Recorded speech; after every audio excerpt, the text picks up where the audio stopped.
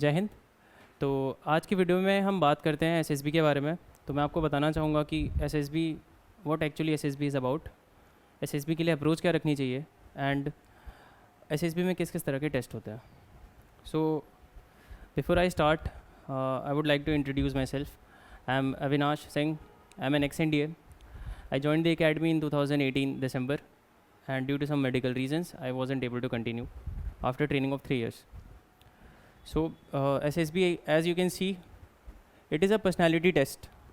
So in order to perform well in SSB, it is very simple. आपको अपनी personality improve करनी होगी.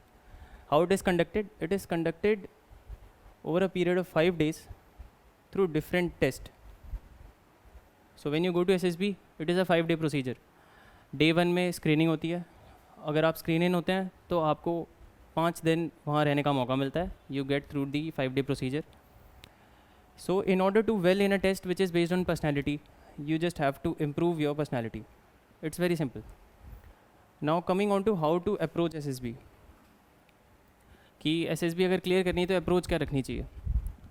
तो इसके लिए कुछ छोटे से टिप्स हैं जो मैं आपको देना चाहूँगा. पहली चीज़ है कि work on your personality.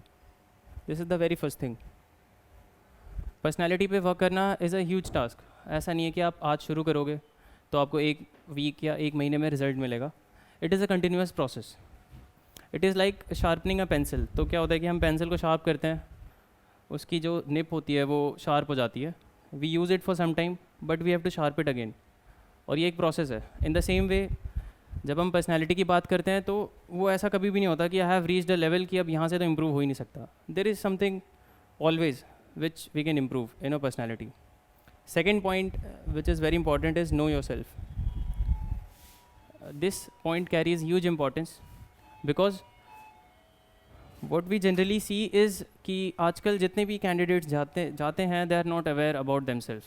And if you are not about yourself, how are you supposed to know others? How are you supposed to know your men, your soldiers? So it is very important that you know yourself. And the last point is just be honest. This is also one of the very important point.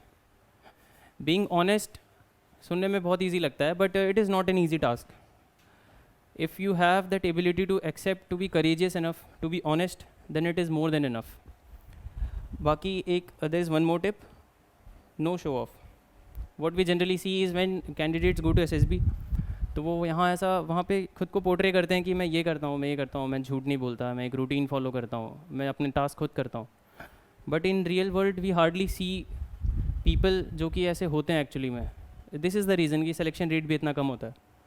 तो these are few basic tips which you can apply on yourself from now on, and definitely it will help you when you approach SSB. And it does not guarantee कि आप select ही हो जाओगे, but it does guarantee you that कि आपकी personality improve होगी. You will be a better version of your self.